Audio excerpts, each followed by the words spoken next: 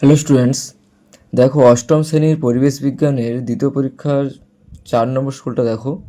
একের দাগের এক কি বলেছে, সূর্য থেকে পৃথিবীতে তাপ আসে কীভাবে? বিকিরণ পদ্ধতিতে।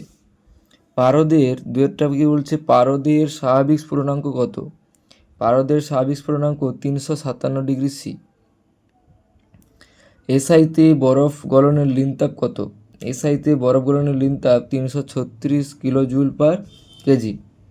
জৈব অনুঘটক বা উৎসেচকগুলি প্রধানত কী হবে? প্রোটিন জাতীয় যৌগ। Fe+CuCl2 থেকে FeCl2+Cu বিক্রিয়ায় জারিত হয়েছে Fe। প্রদত্ত কোনটি তড়িৎ বিশ্লেষ্য পদার্থ? তাহলে এখানে তড়িৎ বিশ্লেষ্য পদার্থ হচ্ছে খাদ্য লবণ। ঊর্ধ্বাকাশ এবং ভূপৃষ্ঠের মধ্যে বিভব পার্থক্য বজায় রাখে এমন প্রাকৃতিক তড়িৎকোষ হল বজ্রপাত। অসংক্রামক রোগ ঘটিত মহামারী হল coronary heart disease. Macronutrients হল ম্যাগনেসিয়াম। ঝালাইয়ের কাজে অক্সিজেনের সঙ্গে কোন গ্যাস ব্যবহৃত হয়? অ্যাসিটিলিন। নাবি জাতের ধান হল পঙ্কজ। ডেলাপোন ব্যবহৃত হয় আগাছানাশক রূপে। তাহলে সমস্ত এমসিকিউ করে দিলাম। এবার গ্রুপ বি দেখো, দুয়ের দাগের কী বলেছে, 400 গ্রাম ভরের অ্যালুমিনিয়াম খণ্ডের উষ্ণতা 30 ডিগ্রি সি থেকে 70 ডিগ্রি সি পর্যন্ত বৃদ্ধি করতে 3360 ক্যালোরি তাপ লাগলে অ্যালুমিনিয়ামের আপেক্ষিক তাপ কত? তাহলে এই অঙ্কটা তোমরা দেখে নাও, করে দিচ্ছি। তাহলে কী করতে হবে, প্রথমে লিখে নেবে কী কী দেওয়া আছে। ভর দেওয়া আছে m সমান 400 গ্রাম। আচ্ছা, আর কি দেওয়া আছে? প্রয়োজনীয় তাপ কিউ সমান কত দেওয়া আছে? 3360 ক্যালোরি। আর টি উষ্ণতা বৃদ্ধি কত করতে হয়েছে? 30 থেকে 70। তাহলে 70 ডিগ্রি মাইনাস 30 ডিগ্রি সমান 40 ডিগ্রি সি। তাহলে এগুলো বের করে নেবে। তাহলে বার করতে হবে আমাকে আপেক্ষিক তাপ এসটা। আচ্ছা, সূত্র কি বলো তো? সূত্র হচ্ছে কিউ সমান এম এস টি। তাহলে বা দিয়ে কী বার করতে হবে? এস। তাহলে এস সমান কী লিখবো? কিউ বাই এম টিটা ভাগে আসবে। তাহলে মান বসিয়ে দাও। কিউটা কত? 3360 বাই এমটা কত? 400 আর টিটা কত? 40। তাহলে 0 0 কেটে দাও, 4 দিয়ে কাটাকাটি করো। 4 8 32, 4 4 16, আবার 4 দিয়ে কাটো, 4 1 400, 4 2 8, 4 1 4। তাহলে কী পাচ্ছি? 0.21। আর এককটা দিতে বলেছে, তাহলে একক কী হবে? Calorie per gram degree C. ঠিক আছে, তাহলে এসের মানটা কত হলো? 0.21 calorie per gram degree C. তোমরা ভালো করে খাতায় তুলে নাও, পারলে ভিডিওটা পজ করে নেবে। ঠিক আছে, আচ্ছা তারপরে চলে আসো দুয়ের দাগের 2, শূন্যস্থান পূরণ করো। ইংরেজ বিজ্ঞানী জেমস কীভাবে ডিউয়ার থার্মোফ্লাক্স আবিষ্কার করেন? ঠিক আছে, তোমরা লিখে নেবে ডিউয়ার। আচ্ছা, হিরে তাপের সুপরিবাহী পদার্থ, এটা হচ্ছে সত্য। শব্দের উপস্থিতিতে সংঘটিত হয় এরূপ রাসায়নিক বিক্রিয়া হচ্ছে C2H2 থেকে 2C+H2। অ্যাসিটিলিনটা ভেঙে 2C+H2 উৎপন্ন করে। ZNO+C থেকে ZN+CO এই বিক্রিয়া জারিত ও বিজারিত হয়েছে। তাহলে দেখো ZNO, অক্সিজেন বেরিয়ে গেছে ZNO থেকে, তাই জন্য এটি হচ্ছে বিজারিত হয়েছে। আর কার্বনের সাথে অক্সিজেন যুক্ত হয়েছে, তাই জন্য কার্বন জারিত হয়েছে। মোর্চের সংকেত লেখো। মোর্চের সংকেত কী হবে? Fe2O3.XH2। পরের পেজ চলে আসো। পরের পেজ কী আছে দেখো। V2 কি বলছে? পারদ কি তড়িৎ বিশ্লেষ্য পদার্থ? যুক্তি দাও। তাহলে পারদ তড়িৎ বিশ্লেষ্য পদার্থ নয়। কারণটা দেখো, উপরে লেখা আছে পারদ একটি ধাতু এবং এটি গলিত বা দ্রবীভূত অবস্থায় আয়নে বিয়োজিত হয় না। ঠিক আছে, এই এক লাইনে লিখে দেবে, কারণ 1 নম্বরের প্রশ্ন। আরেকবার বলছি দেখো, কারণ পারদ একটি ধাতু এবং এটি গলিত বা দ্রবীভূত অবস্থায় আয়নে বিয়োজিত হয় না। পরের প্রশ্ন দেখো, লোহার চামচের ওপর রূপোর প্রলেপ দিতে হলে তড়িৎ বিশ্লেষ্য রূপে কী ব্যবহার করবে? তাহলে তড়িৎ বিশ্লেষ্য রূপে ওই রূপোর একটি দ্রবণ, সেটা কি পটাশিয়াম আর্জেন্টোসায়ানাইড ব্যবহার করবো। ঠিক আছে, পটাশিয়াম আর্জেন্টোসায়ানাইড। অ্যাসিডযুক্ত জলের তড়িৎ বিশ্লেষণে অ্যানোডে উৎপন্ন গ্যাসের আয়তন কত হবে যদি ক্যাথোডে 22.4 লিটার গ্যাস উৎপন্ন হয়? দেখো, ক্যাথোডে আর অ্যানোডে 2:1 অনুপাতে উৎপন্ন হয়। তাহলে ক্যাথোডে 22.4 লিটার হলে অ্যানোডে তার অর্ধেক 11.2 লিটার হবে। প্রদত্ত চিত্রে পি ও কিউ বিন্দুর মধ্যে বিভব পার্থক্য কত? তাহলে ওই ব্যাটারি বিভব পার্থক্যগুলো যোগ করে দেবে, যোগ করলে কত আসবে? 6 ভোল্ট। পশ্চিমবঙ্গের আমগুলির মধ্যে কোন আম সবচেয়ে আগে পাকে? গোলাপ খাস। কালো চায়ের উপকারিতা লেখো। কালো চায়ে থাকা অ্যান্টিঅক্সিডেন্ট হৃদরোগের ঝুঁকি কমাতে সাহায্য করে। তাহলে তোমরা খাতায় তুলে নেবে। কি বললাম? কালো চায়ে থাকা অ্যান্টিঅক্সিডেন্ট হৃদরোগের ঝুঁকি কমাতে সাহায্য করে। গ্রুপ সি 3-1 দেখো। একটি সচিত্র পরীক্ষার সাহায্যে প্রমাণ করো যে তরলের ওপর চাপ কমালে তরলের স্ফুটনাঙ্ক হ্রাস পায়। দেখো, এখানে চিত্রটা তোমরা এঁকে নেবে। তারপরে দেখো কি করা আছে, লিখবে নিম্নলিখিত পরীক্ষার মাধ্যমে দেখানো যায় চাপ কমলে তরলের স্ফুটনাঙ্ক কমে। উপকরণ কি কি? একটি ইঞ্জেকশন সিরিঞ্জ, পরিমাণ মতো ফুটন্ত জল, জল গরম করার পাত্র, বার্নার। পরীক্ষা পদ্ধতিটা দেখে নাও। প্রথমে কি করতে হবে? পাত্রে পরিমাণ মতো জল নিয়ে বার্নারের সাহায্যে উত্তপ্ত করা হলো। দ্বিতীয় পয়েন্ট কি লিখবে? জল ফুটতে শুরু করার ঠিক আগের মুহূর্তে ইঞ্জেকশন সিরিঞ্জের মুখটি ফুলে ডুবিয়ে পিস্টনটি নিজের দিকে টানা হলো যাতে কিছু পরিমাণ উষ্ণ জল সিরিঞ্জের মধ্যে প্রবেশ করে। এই অবস্থায় সিরিঞ্জের অভ্যন্তরে থাকা জলের উষ্ণতা স্বাভাবিক স্ফুটনাঙ্ক অর্থাৎ 100 ডিগ্রি সি অপেক্ষা কম হয়। এবার সিরিঞ্জের মুখটি প্রদর্শিত চিত্রের মতো আঙুল দিয়ে চেপে বন্ধ করে সিরিঞ্জের পিস্টন পুনরায় পিছনের দিকে টেনে টানা হলো। পর্যবেক্ষণ কি দেখতে পাচ্ছি আমরা? দেখা গেল ভিতরে থাকা জলের উষ্ণতা 100 ডিগ্রি সি এর কম হওয়া সত্ত্বেও তা ফুটতে শুরু করেছে। ব্যাখ্যা ও সিদ্ধান্ত কি বলছে? সিরিঞ্জের ছুঁচলো মুখটি আবদ্ধ রেখে পিস্টনটি পিছনের দিকে টানা হলে সিরিঞ্জের ভিতরের ফাঁকা জায়গাটার আয়তন বাড়ে, ফলে স্থির উষ্ণতায় ভিতরে থাকা বায়ু আয়তনে প্রসারিত হয়, ফলে বায়ুর চাপ কমে। চাপ কমলে স্ফুটনাঙ্ক হ্রাস পায়, তাই কম উষ্ণতাতেই জল ফুটতে শুরু করে। তোমরা তাহলে ভালো করে খাতায় তুলে নেবে। 2 দেখো।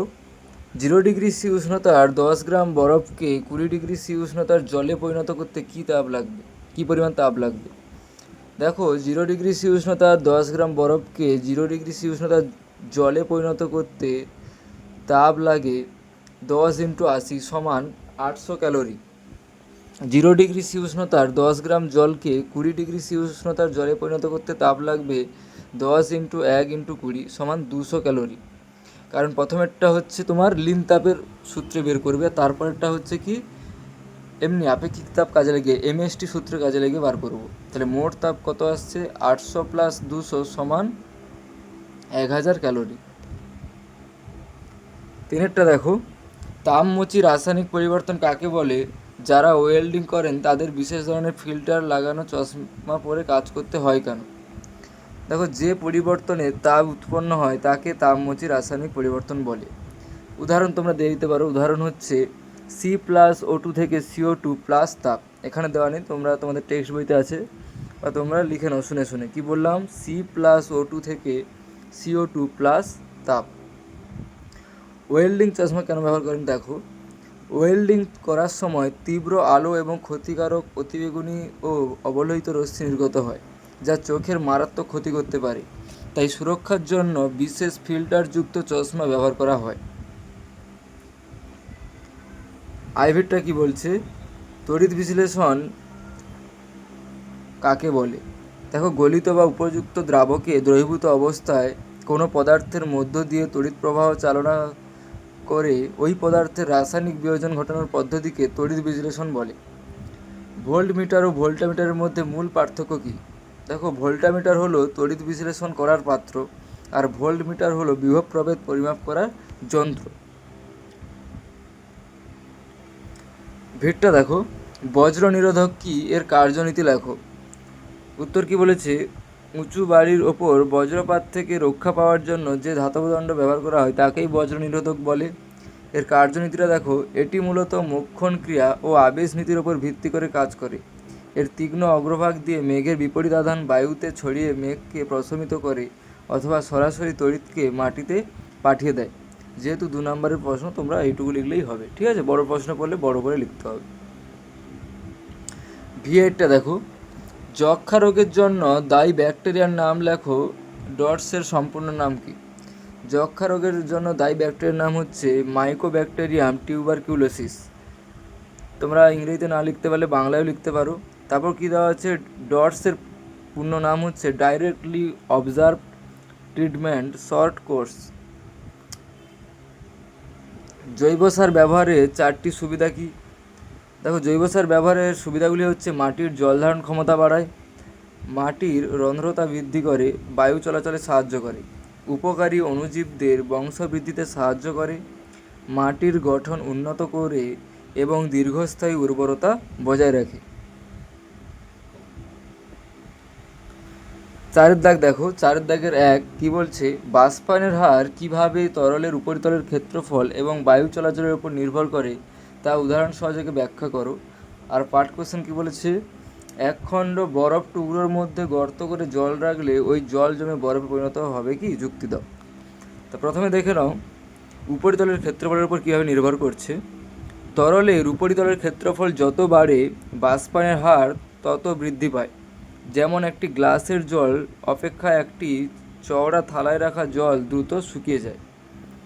বায়ু চলাচল, তরলের ওপর বায়ু চলাচল বাড়লে বাষ্পায়ন দ্রুত হয়, কারণ বায়ুপ্রবাহ সম্পৃক্ত বায়ুকে সরিয়ে দেয় এবং তার জায়গায় শুষ্ক বায়ু আসে। যেমন ভেজা কাপড় ফ্যানের তলায় রাখলে তাড়াতাড়ি শুকোয়। তারপরে দেখো, বরফের টুকরোর গর্তে জল রাখলে ওই জল জমে বরফে পরিণত হবে না, কারণ জল জমে বরফ হতে গেলে যে লিন তাপ বর্জন করা প্রয়োজন, 0 ডিগ্রি সি উষ্ণতার বরফ সেই তাপ গ্রহণ করতে পারে না। যেহেতু 1 নম্বরে দিয়েছে, এইটুকু লিখলেই হবে। যেহেতু 2 নম্বর দেয়নি, 2 নম্বর দিলে তোমাদের সহায়িকায় বা টেক্সট বইতেও আছে, সেখান থেকে করতে পারো বা পরে করে দেবো। এইটুকু তোমরা খাতায় তুলে নাও সুন্দর করে। 2টা দেখো, অনুঘটকের বৈশিষ্ট্য লেখো। তরমুজের বীজে উপস্থিত এনজাইমটির নাম লেখো। এই এনজাইমটি ইউরিয়ার সঙ্গে জলের বিক্রিয়া ঘটে কোন যৌগ তৈরি করে? তো অনুঘটকের 2টি বৈশিষ্ট্য দেখো। অনুঘটক রাসায়নিক বিক্রিয়ার শেষে ভরে ও ধর্মে অপরিবর্তিত থাকে।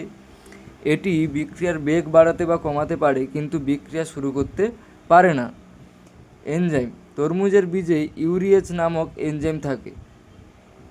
বিক্রিয়াজাত যৌগ, ইউরিয়েজ ইউরিয়াকে আর্দ্র বিশ্লেষিত করে অ্যামোনিয়া ও কার্বন ডাইঅক্সাইড তৈরি করে।